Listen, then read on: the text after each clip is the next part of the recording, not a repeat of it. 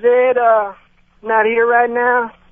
Leave your name, your address, your phone number, credit card information, and if it's the Dave or somebody like that, don't even bother to leave no message, okay? Because you know how it is. Beep. Hello? The Ed? What are you laughing about? That was dumb. I seen you didn't block your number this time. I seen who was calling. What are you laughing about? What's funny about that? I didn't fall for it. So it was a failed effort to prank me. You left a message. I didn't leave any message. I sat through your silliness and now I'm speaking to you. Did I ever for a second indicate that I fell for that foolishness? I don't know. I got to go back and listen to the tape. Well, listen, you're welcome to go back and listen to it. Nothing's going to change. Just because I fooled you in the past by playing Tony Dungy and Ben Roethlisberger and who else have we done? We did Mike Leach, Texas Tech head coach. You fall for my pranks all the time. Unfortunately, I'm savvier than you are, the Ed. I fool you. You can't fool me back. Anyway, how are you? How are you, the Ed? I just did it. I mean, I'm the best ever, and that's what happens. Are you eating right now? I just put some French fries in my mouth. You got to eat while we're doing this? They can't wait? You called me, and it's my lunchtime. Well, but then... It's lunch break for me. Don't you get a lunch break at your job?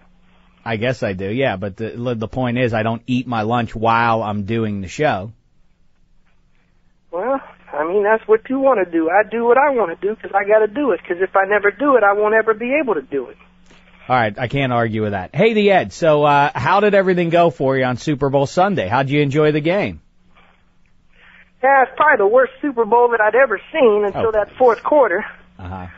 Then the fourth quarter was pretty dynamic. That Kurt Warner he showed that he is probably one of the top 5 quarterbacks of all time. Oh, stop it. What are you talking about, top 5 quarterbacks of all time? That's what you come away from? Well, that's what you come away with from the game? One of the great games that we've seen in Super Bowl history? Is that some foolish observation from you?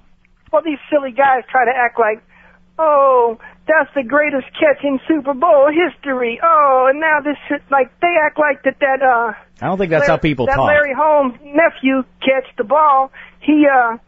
That was like the best catch in the world. Well, that wasn't a great catch? And by the way, before we get to the catch, you're saying that Santonio Holmes is the nephew of Larry Holmes? Probably, but I mean, he probably is. But he caught the ball. We've had a lot of toe catches, man, where you get your toes in bounds. I mean, but that catch last year with the David Tyree, that kid had the greatest catch. And they try to say, oh, I think that this new catch was better than this old catch. They always want to make the newer the better, man, like New Coat. I don't think whoever they are, sound that way when they say that. But first of all, don't you have to acknowledge that the catch was made? It's a spectacular catch under any circumstances, let alone with less than a minute to go in the Super Bowl. You can't at least. I know you love to despise the Steelers and Roethlisberger and everything else, but don't you even have to acknowledge how great a catch and, by the way, throw that was?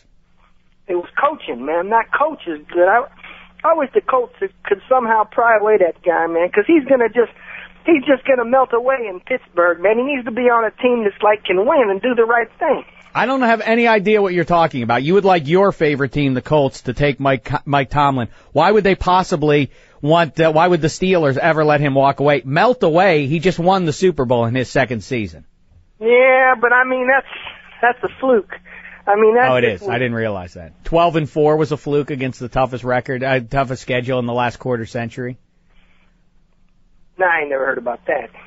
All right, well, listen. Look, I don't see how it's a tough schedule. He played NFL teams, right? Are you telling me the other NFL teams didn't play 16 games against NFL teams? Are you telling me that there aren't some NFL teams that are better than some other NFL teams? What are you talking about? But they're pros, so everybody's even.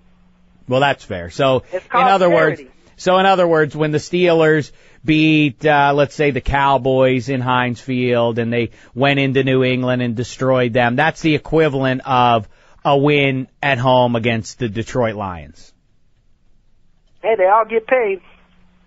All right. I really can't argue with you about this. You're not making any points here. No, the point is you're not making any points. You want to argue about stuff, and it's silliness.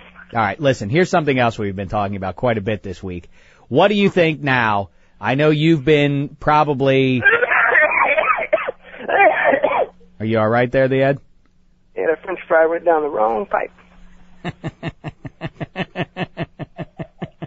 I'm sorry, that was sad, the Ed. CJ is almost falling out of his chair. He's laughing so hard at you, the Ed. I don't know why you laugh when I'm choking to death. Because it sounded funny to me. How would you wouldn't even give me that Heim maneuver or nothing? The Heimlich? Yeah, how would you do it if we was on the phone? You wouldn't be able to do it. You're right, that's true. I wouldn't be able to do it. You have to smack the phone real hard or something. Mm-hmm. Yeah, I don't know if that would work.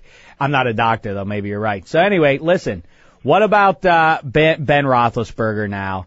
I think, you have to concede 2 rings in 5 years. He's not just one of the great quarterbacks of this generation. He's now pretty much on his way to the Hall of Fame. You got to be kidding me, man. Why? It takes 22 people, man. You talk like a pirate who eats sunshine, man.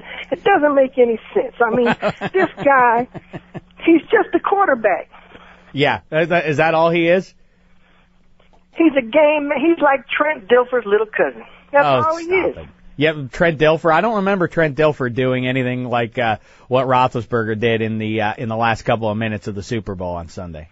He didn't have to because they was beating the Giants by like 30. Exactly, that's the point. Roethlisberger took him down the field. They were trailing. They were going to lose. Dilfer should be better because he didn't have to wait around to the fourth quarter. He was so great, it was over. Yeah. Well, great point. But anyway, listen. So you still are going to hold out and not acknowledge that number 7 is at least among the best quarterbacks in the league? He's in the top 32, I'm sure, but listen. That's not funny. Brady Quinn, if you had the Brady Quinn, yeah, you guys wouldn't not even needed to even play the fourth quarter. Is that right? Brady Quinn. So I know this is one of your favorite recurring themes.